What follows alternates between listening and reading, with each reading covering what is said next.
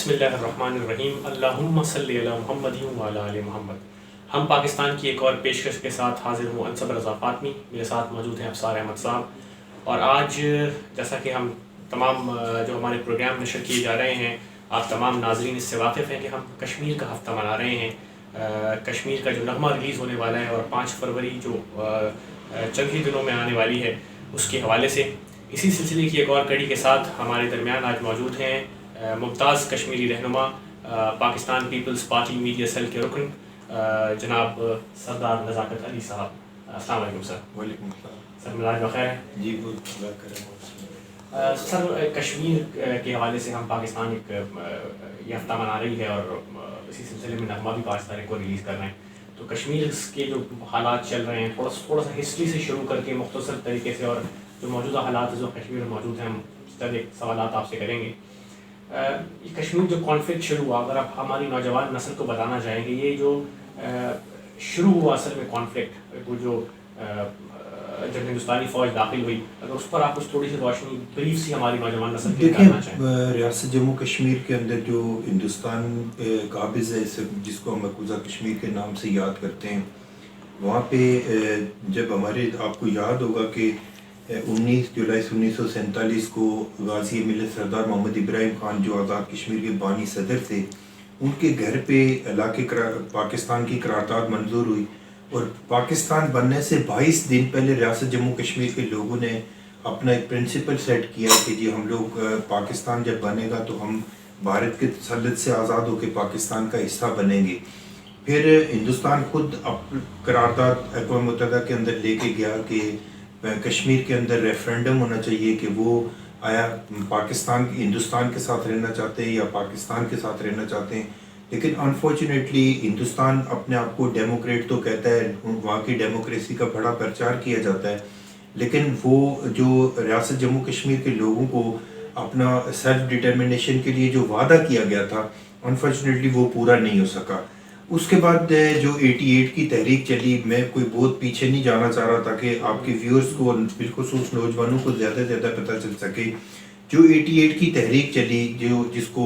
پوری دنیا کے لوگ لو رنگ کی تحریک کے طور پہ یاد رکھتے ہیں، جس میں ریاست جموں کشمیر کے لوگوں نے یہ تحریک ہندوستان کے خلاف شروع کی، ملیٹنٹ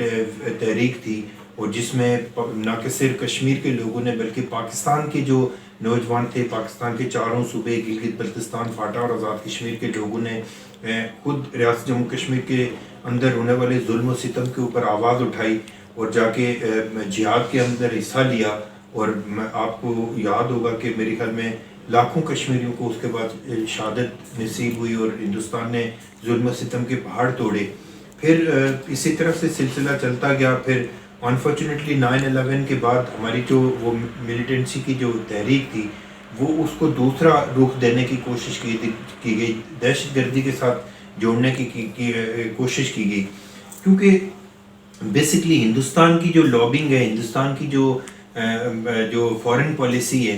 وہ ہمیشہ سے پاکستان سے زیادہ مستحکم رہی ہے۔ وہ انٹرنیشنل ان کا پروپیگنڈا اتنا زیادہ ہوتا ہے کہ وہ اپنا جھوٹ بیچنے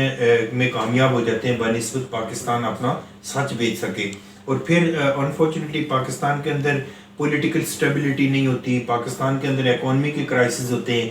جو مستحکم اور مضبوط پاکستانی تحریک آزادی کشمیر کا ضامن ہو سکتا ہے۔ انفارچونیٹلی پاکستان کے اندر وہ اس طرح کی ساری چیزیں ہوئی ہیں جس کے بعد ریاست جموں کشمیر کی تحریک کے اوپر بڑا افیکٹ ہوا ہے۔ اور پھر آپ نے دیکھا کہ 5 اگست کے بعد ہندوستان کے جو موجودہ پرائم منسٹر ہیں،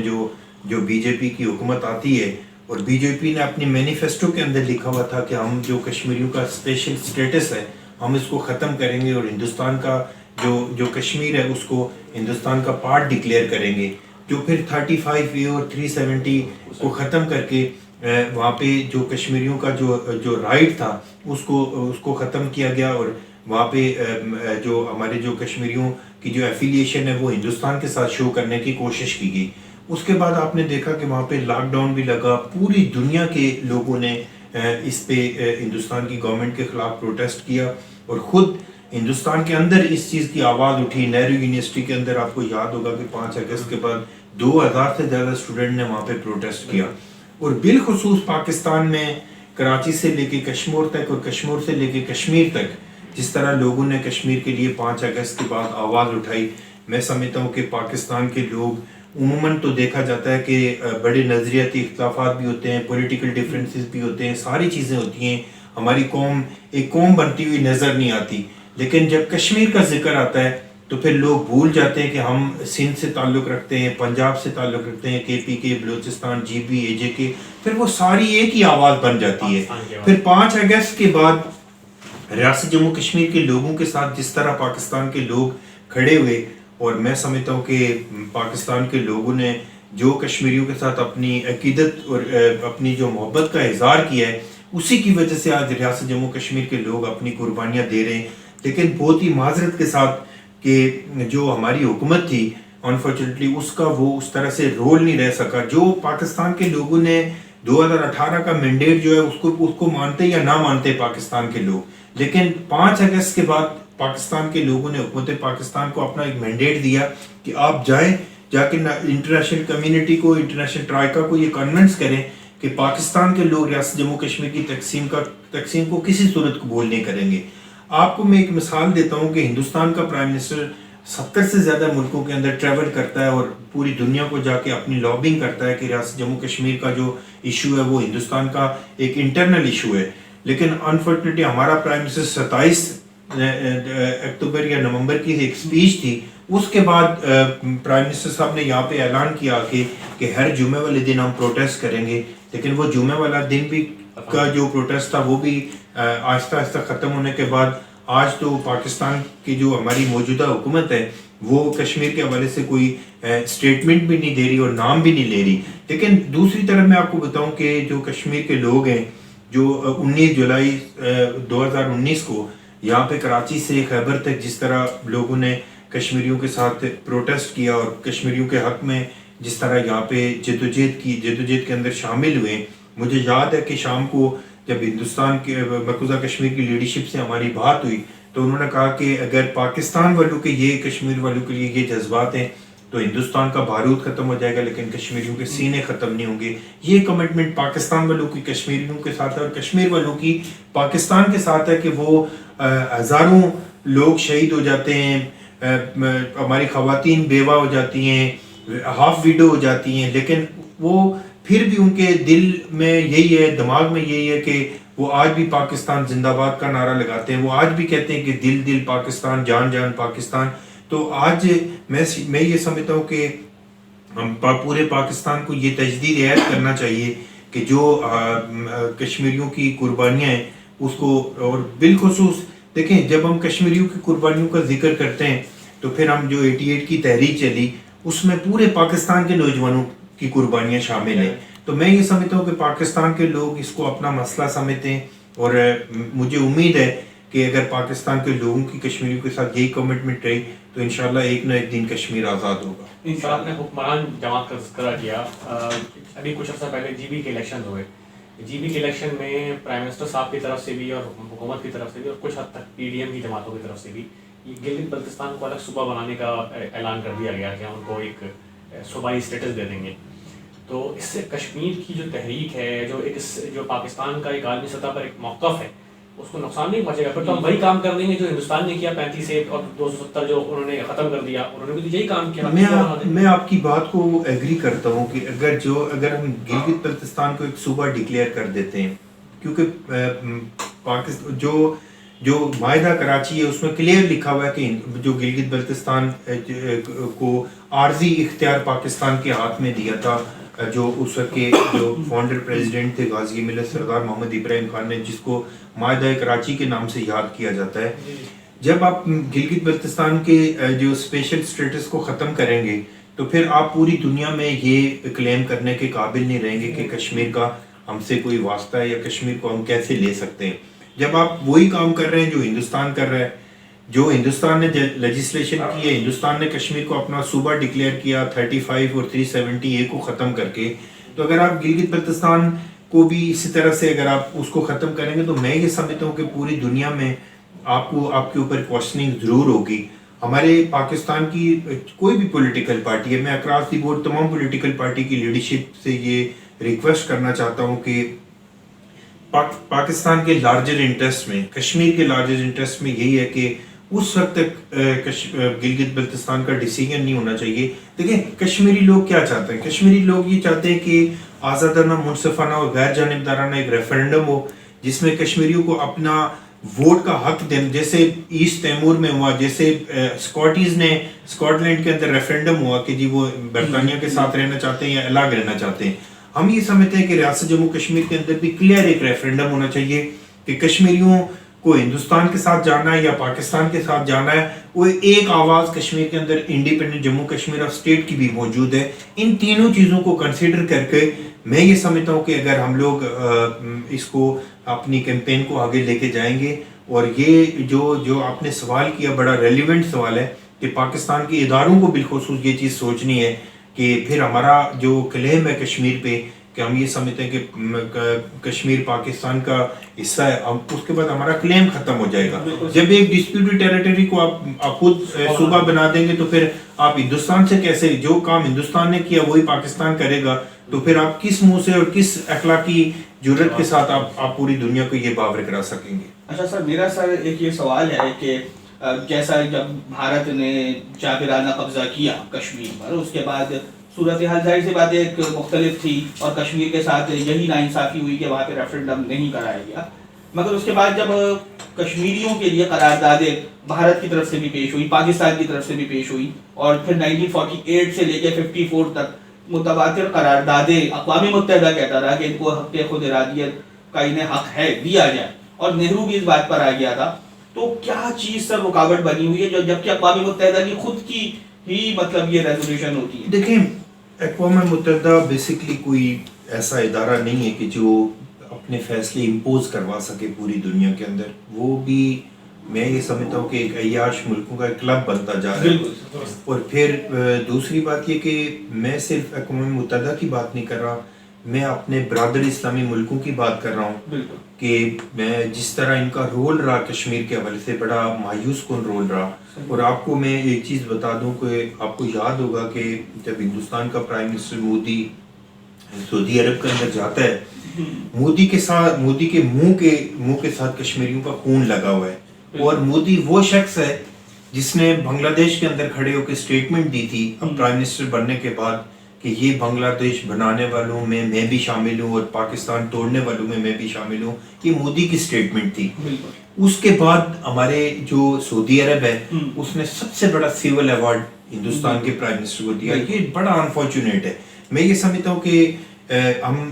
برادر اسلامی ملکوں کی بہت بات کرتے ہیں. نو ڈاؤٹ ہمارے سعودی عرب میں ایسے مقدس مقامات ہیں کہ کوئی بھی مسلمان ان کو ظاہر ریفیوز نہیں کر سکتا اور ان کے بارے میں بات نہیں کر سکتا. لیکن جس طرح ہمارے جو اسلامک تنظیم تھی ان کی، اس کا جو رول رہا ہے میں یہ سمجھتا ہوں کہ بڑا مایوس کن رول رہا ہے. اس میں پاکستان کے حوالے سے کوئی کسی طرح کا بھی کوئی انیشیٹو انفارچونیٹلی نہیں لے سکے. اور پھر میں آپ کو ایک چیز اور بتا دوں کہ جو عمران خان صاحب پاکستان کے پرائم منسٹر بنے، میں بی جے پی کا مینیفیسٹو ابھی بھی آپ سرچ کر کے دیکھ سکتے ہیں کہ مینیفیسٹو کے اندر لکھا ہوا ہے کہ ہم کشمیر کے اسپیشل اسٹیٹس کو ختم کریں گے. یہ پوری ہندوستان کی جو مودی کی الیکشن کیمپین تھی، پوری کیمپین تقریباً اسی پہ چلی.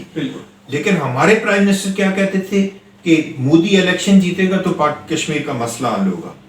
میں یہ سمجھتا ہوں کہ ہمیں اس چیز پہ سوچنا چاہیے. جو بھی ملک کا پرائم منسٹر ہوتا ہے وہ پورے ملک کا پرائم منسٹر، وہ آپ کا بھی میرا سب کا پرائم منسٹر ہے. اس کو پاکستان کے پرائم منسٹر کو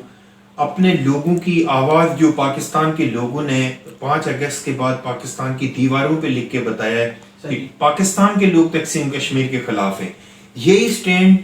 سٹینڈ لے کے اس کو پوری دنیا کے اندر جانا تھا. لیکن انفارچونیٹلی ہماری خارجہ پالیسی کشمیر کے وجہ سے مکمل طور پہ ناکام ہوئی ہے. تو میں امید کرتا ہوں کہ اب بھی وقت ہے کہ ہم جو ہمارا سلوگن تھا پاکستان والوں کا کہ ہم کشمیر کے حوالے سے اینٹ کا جواب پتھر سے دیں گے، آج بھی کشمیر کے لوگ انتظار کر رہے ہیں کہ پاکستان کے ہمارے ادارے، ہماری حکومت کب اینٹ کا جواب پتھر سے دے گی.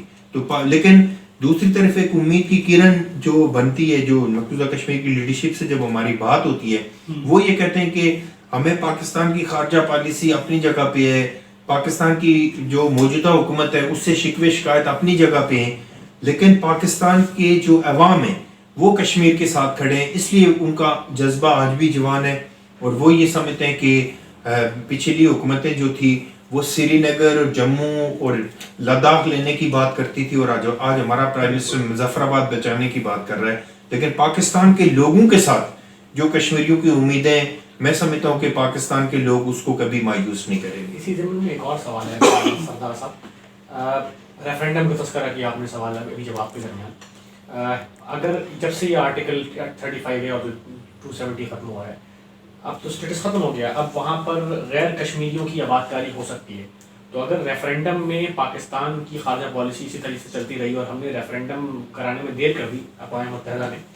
تو اس سے تو اگر ریفرینڈم اگر آج سے کوئی 5 سال کے بعد 7 سال کے بعد ہو بھی جائے گا تو پاکستان کا تو یہ کلیم پھر کسی کام نہیں آئے گا کشمیریوں کے، وہاں اگر ڈیموگرافکس تبدیلیاں ہو گئی، وہاں آبادی کا تناسب بھی تبدیل ہو گیا، کشمیری اگر اقلیت میں چلے گئے تو پھر کیا فائدہ ہوگا کسی ریفرینڈم کا؟ دیکھیں یہ ساری چیزیں ایک عام آدمی میرے جیسے پولیٹیکل ورکر کی یا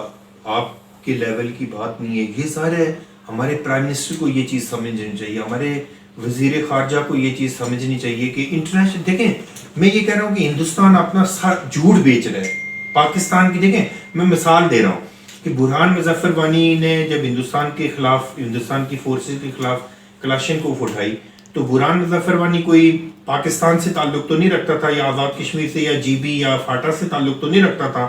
وہ بھی ریاست جموں کشمیر کا باشندہ تھا۔ کشمیر کے نوجوانوں کے اندر خود ایک انیشیٹو ہے کہ وہ ریاست جموں کشمیر کے حوالے سے اپنی تحریک کو آگے لے کے جانا چاہتے ہیں۔ اب سوال یہ بنتا ہے کہ پاکستان کے پرائم منسٹر کو، پاکستان کے وزیر خارجہ کو، اور بالخصوص جو پوری دنیا میں پاکستان کے سفارت خانے ہیں ان کو انیشیٹو لینا ہے اور پوری دنیا کو کنونس کرنا ہے، پوری دنیا کے اداروں کے سامنے، پوری دنیا انسانی حقوق کی جو تنظیمیں ہیں ان کے سامنے، پوری دنیا کی پارلیمنٹس کے سامنے ان لوگوں نے لابنگ کرنی ہے، ان لوگوں نے گروپنگ کرنی ہے، ان لوگوں نے چائنا، رشیا اور امریکہ کو کنونس کرنا ہے کہ یہ ہندوستان کی جو سچویشن ہے یہ اس سچویشن سے گزر رہا ہے۔ لیکن ہمارے انفارچونیٹلی پاکستان کے اپنے ہی مسئلے ختم نہیں ہوتے، اپنے ہی جھگڑے ختم نہیں ہوتے، تو پھر یہ دوسرے کے کشمیر کے بارے میں تو پھر سوچنے کا ٹائم ہی ان کے پاس نہیں ہے۔ لیکن میں ایک چیز آپ کو بتاؤں کہ جو آپ نے سوال کیا کہ وہاں پہ جس طرح لوگوں کو موو کیا جا رہا ہے، ظاہر ہے وہ فیوچر کی پلاننگ کر کے کر رہے ہیں کہ اگر فیوچر میں پوری دنیا کا پریشر بلڈ ہوگا تو ہندوستان کو ڈیفینیٹلی وہاں پہ ریفرینڈم کرانا پڑے گا۔ لیکن آج بھی پوری دنیا کے جو آبزرویشن ہے، پوری دنیا کے آبزرور کے جو ادارے، آبزرویشن کے جو ادارے ہیں وہ اس چیز کو آبزرو کر رہے ہیں کہ ہندوستان یہ کر رہا ہے، لیکن کوئی پاکستان کی سرکاری سطح پہ یہ آواز، یہ آپ سمجھتے ہیں، یہ بھائی سمجھتے ہیں، میں سمجھتا ہوں، ہمارے کیمرہ مین سمجھتے ہیں، لیکن ہمارے جو حکمران ہیں ان کو کوئی اس چیز سے فکر نہیں ہے کہ وہاں پہ کشمیر کے اندر کیا ہو رہا ہے۔ اور وہ کشمیری جنہوں نے اپنا آج پاکستان کے کل کے نام قربان کیا ہے، اور دیکھیں جب آپ ہندوستان کے ساتھ ریلیشن رکھنے کی بات کرتے ہیں، آپ کو یاد ہوگا کہ پاکستان میں امن کی آشا بھی چلی، فلاں، یہ سارے ڈرامے ہوتے رہتے ہیں، ٹائم کے ساتھ ساتھ ہوتے رہتے ہیں۔ ہم بھی کہتے ہیں کہ پاکستان کی ہندوستان کے ساتھ اچھے تعلقات ہونے چاہیے، ہم جس طرح پاکستان کو ایک ساورن کنٹری سمجھتے ہیں، ہندوستان کو بھی ایک ساورن کنٹری سمجھتے ہیں، لیکن ہم نے کشمیر کا سودا کر کے، کشمیر کو بائی پاس کر کے ہندوستان کے مذاکرات کبھی کامیاب نہیں ہو سکتے ہندوستان کے ساتھ، اس لیے کہ پاکستان کا فیوچر کشمیر کے ساتھ ہے۔ پاکستان آج کشمیر سے جتنا پانی آتا ہے وہ پاکستان کو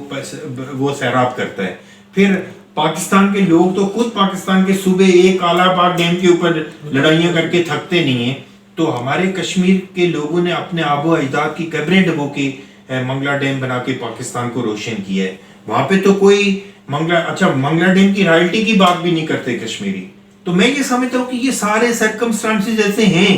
تو اگر آپ کشمیر کو بائی پاس کر کے کشمیر کو کے اوپر کمپرومائز کر کے، تو پھر آپ پاکستان کا فیوچر آپ کس طرف لے کے جانا چاہ رہے ہیں؟ یہ پاکستان کے لوگوں کا سوال تو بنتا ہے، جو پاکستان کا انٹلیکچوئل لیول ہے، جو اسٹوڈنٹس ہیں، جو پولیٹیشین ہیں، جو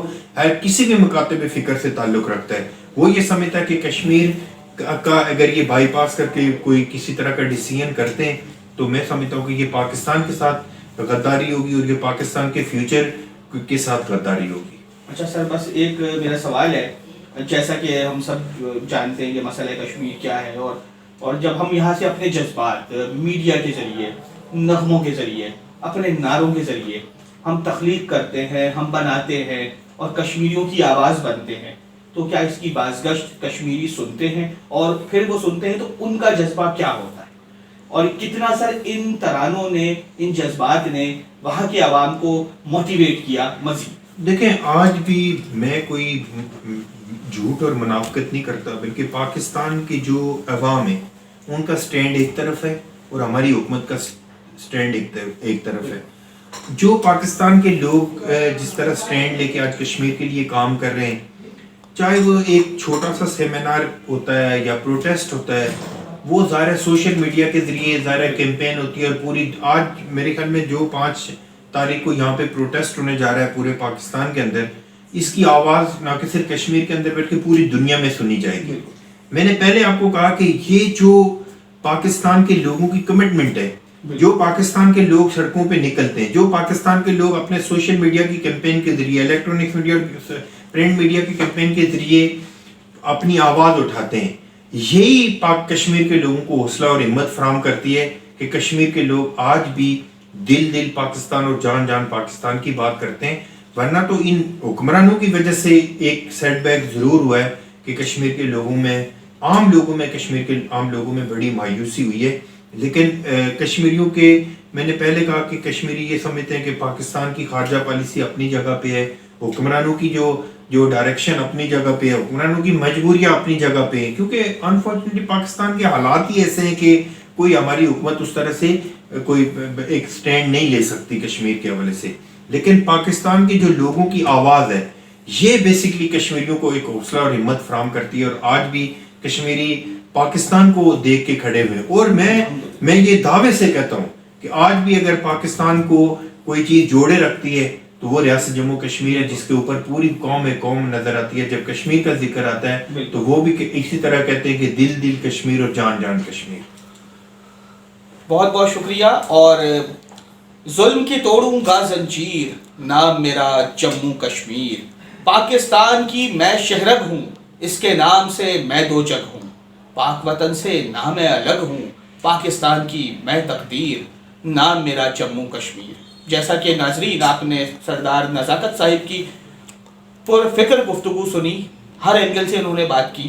بس جاتے جاتے سر آپ کا شکریہ. اور یہاں پر سردار صاحب آپ کی اجازت سے ایک بات میں ناظرین کو کشمیر سے پاکستان کا تعلق سببی بتانا چاہوں گا. ناظرین کرام، بات ہے ہم 5 فروری کو انشاءاللہ ہم پاکستان کی جانب سے 5واں نغمہ ریلیز ہو رہا ہے، اور وہ بھی کشمیر کے متعلق. کشمیر سے ہمارا تعلق ادبی بھی ہے، سببی بھی ہے. وہ کیسے کہ پاکستان بنا ہے، لفظ 5 کو یاد رکھیے گا. پاکستان کا خیال آیا 23 مارچ کو، 3 اور 2 5. پاکستان بنا 14 اگست کو، 1 اور 4 5. اور جب پاکستان بنا تھا تو 5 صوبے تھے، 5 صوبے تھے، اور 5 کے صوبائی دارالحکومت، ان سب کے حروف تھے، سب میں 5 حروف تھے: کراچی، لاہور، پشاور اور ڈھاکہ، کوئٹہ.